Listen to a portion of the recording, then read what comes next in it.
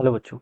Let's read this question. So this question says, to make the central fringe at the center O, a mica sheet of refractive index 1.5 is introduced. Choose the correct statement. आपको यहाँ पर क्या बताना है? Correct statement choose करके बताना है. Alright, तो चलिए इस क्वेश्चन को स्टार्ट करते हैं. So we can write the key concept of this question. देखिए इस क्वेश्चन का की कॉन्सेप्ट आप क्या लिख सकते हैं. आपको यहाँ पर बताना है माइका शीट को. देखिए हम क्या रख रहे हैं, यहाँ पर रख रहे हैं. ठीक है, माइका सीट को हम इंट्रोड्यूस कर रहे हैं. ऑलराइट, और हमें बताना है कि कहाँ पर इसको रखना चाहिए to make the central fringe at centre O. ठीक है, देखिए सेंट्रल फ्रिंज अगर आपके सेंटर ओ पर बननी है, इसका मतलब आपका जो नेट पाथ है डिफरेंस है वो कितना आना चाहिए? जीरो आना चाहिए. ठीक है, रेस कहाँ से आ रही है? एक S1 से आ रही है, एक S2 से आ रही है. ठीक है, तो इस क्वेश्चन का की कॉन्सेप्ट है बच्चों, पाथ डिफरेंस लिख लीजिए. क्या लिख लीजिए? पाथ डिफरेंस लिख सकते हैं, या फिर लिख सकते हैं आपका इंट्रोडक्शन ऑफ द सीट लिख सकते हैं. ठीक है, in one of the path. ठीक है, किसी भी रे के एक पाथ पर. ठीक है, तो देखिए बच्चों ये हम लिख सकते हैं. अब देखिए बच्चों, आपका सेंट्रल पर आपका अगर सेंट्रल पर आपका क्या बनना है? आपका मैक्सिमम बनना है. इसका मतलब ये हम बता सकते हैं, सेंट्रल मैक्सिमम अगर ओ पॉइंट पे बनना है तो दोनों के करस्पॉन्डिंग, यानी कि देखिए जो रे आपकी, एक रे आपकी कहाँ से आ रही है? S1 सोर्स से आ रही है. एक रे कहाँ से आ रही है? आपकी S2 से आ रही है. सेंटर पर तभी बनेगा जब इसका नेट पार्ट डिफरेंस कितना होगा? जीरो के इक्वल होगा. कितना होना चाहिए?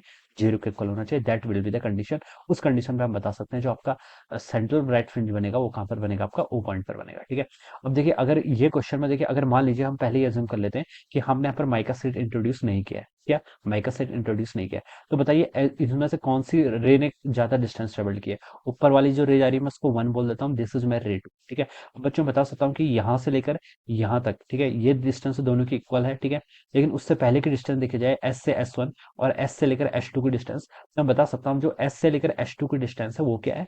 ग्रेटर है एज कम्पेयर टू S से S1. ठीक है, ये आपका सोर्स S है. ठीक है, यहाँ पर आपका क्या स्लिट है पहली, जिसको हमने S1 बोल रखा है. यहाँ पर आपकी स्लिट है S2 बोल रखा है इसको. ठीक है, और ये डिस्टेंस देखिए हम बता सकते हैं कि ये कितनी ज्यादा डिस्टेंस है. ये डिस्टेंस कितनी है आपकी? D. ठीक है, तो जो रे वन है उसने S से S1 तक जाने में D डिस्टेंस ट्रेवल किया. ठीक है, और S1 और S2 के बीच का देखिए डिस्टेंस भी आपको, जिसके यहाँ पर हमें फ्रिंज विड्थ, सॉरी, यहाँ पर जो हमें स्लिट विड्थ दे रखी है वो भी डी के इक्वल दे रखी है. तो ये डिस्टेंस डी है, ये डिस्टेंस डी है, तो मैं बता सकता हूँ by geometry this distance should be equal to root two D. ये कितना होगा? Root two D. ठीक है, तो एस से एस वन के बीच में कितनी डिस्टेंस है? डी. एस से एस टू के बीच में कितनी डिस्टेंस है? Root two D. ठीक है, तो कौन सा वाला ग्रेटर है? एस टू ग्रेटर है. एस से लेकर एस टू वाली डिस्टेंस क्या ग्रेटर है? तो इतना जो पाथ डिफरेंस है वो क्या आ रहा है आपका? यहाँ पर पहले आपका आ गया. ठीक है, तो यहाँ पर देखिए हम बता सकते हैं जब हमने क्या कर रखा है, बिफोर द, यहाँ पर हम लिख सकते हैं बिफोर द इंसर्शन. क्या लिख सकते हैं? Before the insertion of mica sheet. ठीक है, माइका सीट, जो आपका पाथ डिफरेंस है. ठीक है, हम क्या लिख सकते हैं? जो आपकी रे टू है. ठीक है, ray two has travelled more distance, ray two has travelled more distance then river. ठीक है, देन रेवन. ठीक है, क्योंकि यहाँ पर आपका क्या आ रहा है? पाथ डिफरेंस आ रहा है. क्या आ रहा है आपका? Path difference. और ये पाथ डिफरेंस देखिए किसके इक्वल है? आप लिख सकते हैं, देखिए पाथ डिफरेंस को हम डेल्टा एक्स से रिप्रेजेंट करते हैं. ये हो जाएगा SS2 माइनस कितना हो जाएगा आपका? SS1 के इक्वल. और SS2 वाली कितनी डिस्टेंस आपकी? Root two D. माइनस कितना हो जाएगा? डी. ठीक है, तो आप यहाँ से डी को कॉमन कर लेंगे तो अंडर टू माइनस वन के इक्वल आ जाएगा. ठीक है, अब हमें बताना है कि क्वेश्चन में हमसे बोलेगा कि हमें कंडीशन बतानी है कि हमारी जो सेंट्रल फ्रिंज बने वो कहाँ पर बने? ओ पॉइंट पर. ओ पॉइंट बनने के लिए क्या कंडीशन है? दोनों का पाथ डिफरेंस क्या आना चाहिए? इक्वल आना चाहिए. तो इस चीज को देखिए हमें क्या करेंगे, इस चीज को कॉम्पनसेट करने के लिए, पाथ डिफरेंस को कॉम्पनसेट करने के लिए हमें क्या करना पड़ेगा? एक यहाँ पर आपको एक seat, glass refracting glass seat या फिर माइका सीट को क्या करना पड़ेगा? आपको प्लेस करना पड़ेगा. और माइका सीट, माइका को हम कहाँ पर प्लेस करेंगे? हम ऊपर वाले स्लिट S1 पे प्लेस करेंगे. कहाँ पर प्लेस करेंगे? यहाँ पर मान लीजिए आपने क्या कर दिया, कोई ऐसा माइका सीट को क्या कर दिया? प्लेस कर दिया.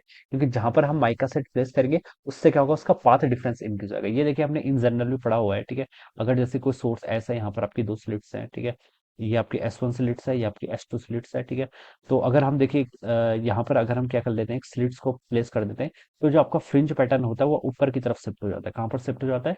जिस साइड पर आपने, जिस स्लिट की साइड पर आपने क्या कर रखा है, ग्लास स्लिट को इंट्रोड्यूस किया, उस साइड को क्या हो जाता है? आपका शिफ्ट हो जाता है. ठीक है, तो हम बता सकते हैं कि पाथ डिफरेंस क्या हो जाता है? बेसिकली इंक्रीज हो जाता है. तो यहाँ पर देखिए SS1 लेसर है, तो इस पर हम क्या करेंगे? एक माइका सेट को प्लेस कर देंगे जिससे कि ये पाथ डिफरेंस इंक्रीज हो जाए. और ये पाथ डिफरेंस इंक्रीज होएगा तो हम बता सकते हैं कि SS1 SS2 को क्या कर सकता है? यहाँ पर आपका कंपनसेट कर सकता है. ठीक है, तो इसलिए हम माइका सेट को कहाँ पर प्लेस करेंगे?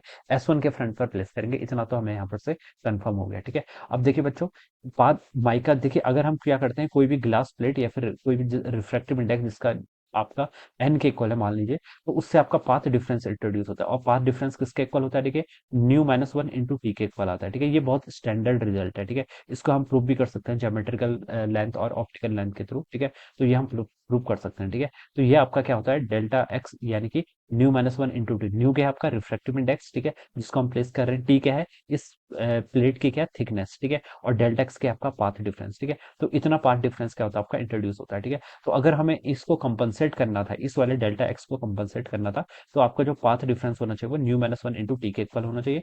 तो आप देखिए यहाँ पर पुट कर लीजिए, D times under root two minus one, it is equal to किसके इक्वल होगा, न्यू माइनस वन। न्यू क्या है रिफ्रैक्टिव इंडेक्स, माइका सीट का रिफ्रैक्टिव इंडेक्स आपका 1.5 है, minus one into T. T क्या है इसकी थिकनेस। ठीक है, हमें थिकनेस ऑफ द सीट भी यहाँ पर बताना बोला गया, क्वेश्चन क्या बताना है, थिकनेस ऑफ द सीट। तो आप यहाँ पर से टी लिख लीजिए। ठीक है, तो टी की वैल्यू देखिए कितनी हो जाएगी, 1.5 माइनस वन करूंगा तो 0.5 आएगा। तो यहाँ पर आएगा आपका डी टाइम्स आपका under root of T minus one divided by कितना हो जाएगा आपका 0.5। 0.5 को क्या मैं लिख सकता हूँ, 1/2। 1/2 लिखूंगा तो टू ऊपर जाएगा तो हो जाएगा आपका 2d टाइम्स कितना हो जाएगा आपका under root two minus one के। ठीक है, ये आपका यहाँ पर से रिजल्ट ऐसा आ जाएगा। ठीक है, ये रिजल्ट आपका यहाँ पर से इतना आ जाएगा। इसको आप देखिए क्या कर लीजिए, ऑप्शन के फॉर्म में देखें तो डी को आप देखिए बाहर रख लीजिए और इसको आप अंदर कर लीजिए।